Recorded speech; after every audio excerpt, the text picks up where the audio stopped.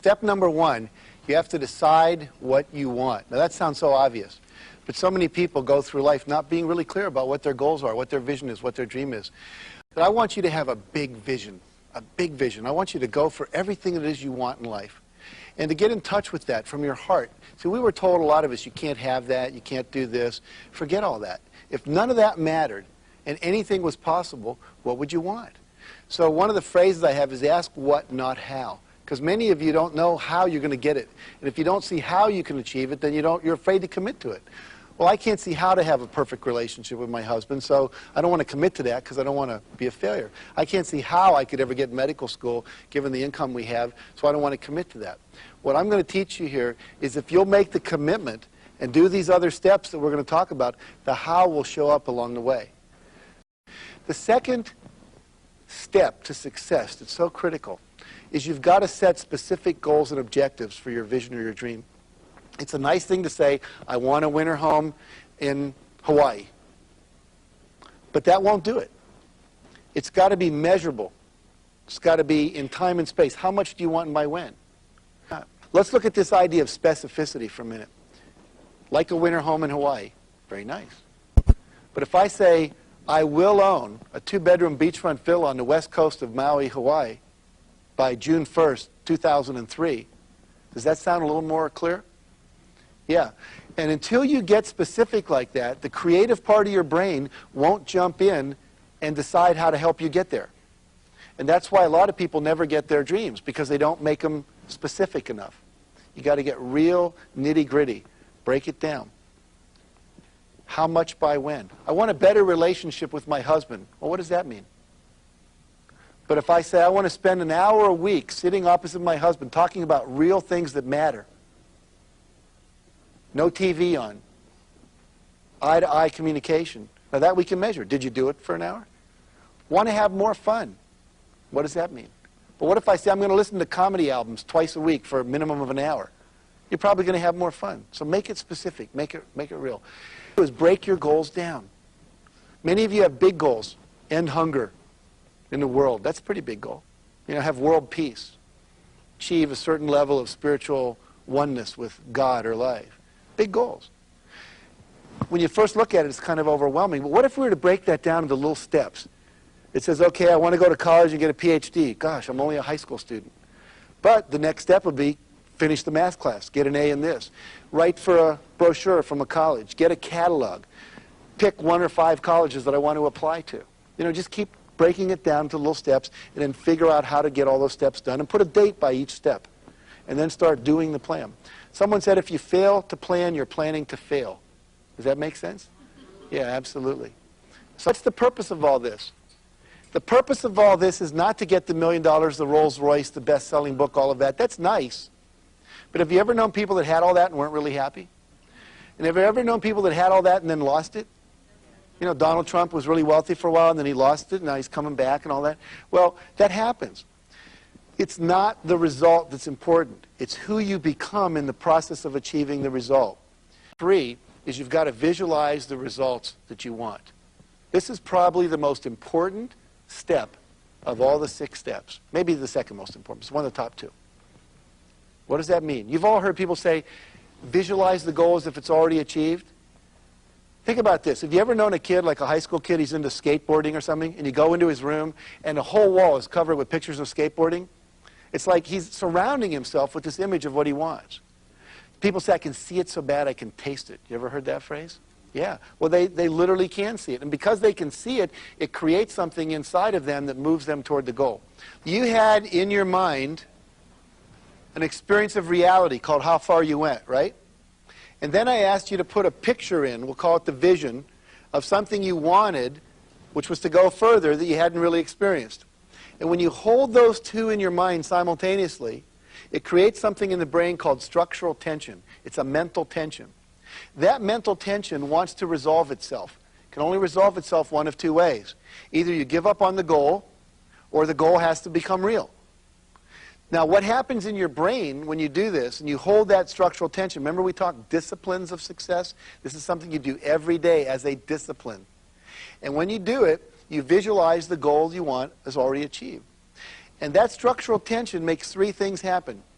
Number one, you start to perceive things out in the world that were always there that can be resources to help you achieve your goals.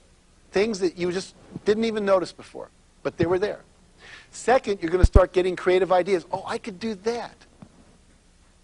Third, you're going to feel motivated to take action. Now, this perception thing, how many of you have ever thought, gee, I'd like to go to Hawaii, and then you're at a party about 3 days later, and across the room, a room full of 100 people, you hear someone say Hawaii. You ever had that experience? It's like the Red Sea parts, and you go walking. Did you say Hawaii? You know, you have a condo over there? Do you ever let people stay in it? You know, it's like, how do we do that? Well, the reticular system in our brain opens up, and we perceive more. 1983, the Australian sailing team had never won an America's Cup, ever. And the coach had a new idea. He said, let's try this visualization stuff. And he made a tape. And on this tape, he did a narration of the Australian team beating the American team. And it was something like, you know, we're going around the last buoy, we're 3 boat lengths ahead of the Americans. And they had all the sound effects in the background. The wind and the sails and the water going by and the little lines hitting the mast and all that stuff that you associate with that. And this tape went on for about 20 minutes. It was a little faster than the actual race. And they would imagine beating the Americans. Now, he made the team listen to this tape every day, twice a day, for 3 years. Someone just said, oh my gosh. Now, when they finally went to race the Americans, it was like, not them again? How many times do we have to beat these guys? It was like, of course we can beat the Americans. Their whole attitude was totally different. And in fact, they came in and they won the America's Cup. So the idea is that you can use this in any aspect of your life, whether it's sports, whether it's, you know, losing weight, whether it's getting better grades in school, learning to read, whatever. So step number 4 is what? Take action. Take action. One of my favorite quotes is by Henry Wadsworth Longfellow. He said, the heights by great men reached and kept were not attained by sudden flight, but they, while their companions slept, were toiling upward in the night. What does that mean? You got to work. You got to do some doing this. You can't just sit around and hope it'll happen. One of the steps, one of the actions you need to take is called asking. And many of us, see, we wrote a book, Mark and I wrote a book called Dare to Win. And it was a book of all these kind of things, and people went out and they read the book, and still a lot of people weren't successful. And we thought, what's the problem here? And as we began to analyze and interview people, we realized that one of the main things that was blocking most people was the fear of asking for what they wanted. They wouldn't go up and just say, can I borrow money? Will you support my dream? Will you volunteer for school? Will you lend me your car? Whatever it is they need, they were so afraid of being rejected. Which leads us into step 5, which says respond to feedback. See, when you take a first action, is that necessarily going to be the right one? No. But you can't get feedback unless you take the action. And some of us are so afraid of doing the wrong thing, we wait until like 18 doves fly over our house in the sign of a cross. Oh, it must be the ideal auspicious day, and then we take action. Well, they don't fly over that way too often, right? So we just have to take an action and see what happens. Now, there's 2 kinds of feedback. What are they? Positive and negative. Which one do you like best? Positive. Right. Positive feels good, right? You know you're on track. But have you ever had negative feedback and it was valuable? Yes. Right. So there's 2 kinds. So the key here is to what? Ask for feedback, and when you get it, listen to it, then correct, and keep moving toward your target. Step number 6, the last step. Perseverance. Keep on keeping on. Never give up. Never give up. If you've got a goal that's important in your heart, don't give up. As I said earlier, we would have self-published our book if no one else would have published it. You've got to have that kind of commitment to your goals. You may not know this, but the average millionaire in America goes bankrupt 3.5 times before they become a millionaire. I don't know how you go bankrupt a half a time, but you can do that statistically.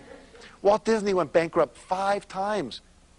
Henry Ford went bankrupt 3 times. Remember, we did Chicken Soup for the Soul. 133 publishers said no.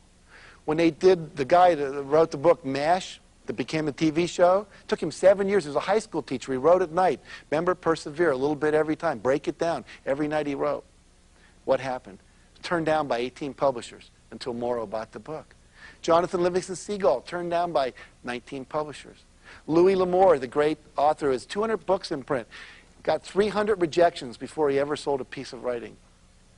Alex Haley, who wrote Roots, got a rejection slip every week for 4 years. 200 rejections before he sold his first piece of writing. See, it takes perseverance. You don't let other people determine. You persevere. You hang in there. So if you'll make your dreams a priority, and if you'll surround yourself with positive people, if you take 100% responsibility for your life and decide exactly what you want, and set specific goals and objectives, and visualize your goals as already completed, take massive and repeated action to respond to feedback, make corrections, on course, off course, and never give up, then I promise you, you'll start to live an amazing life full of dreams come true.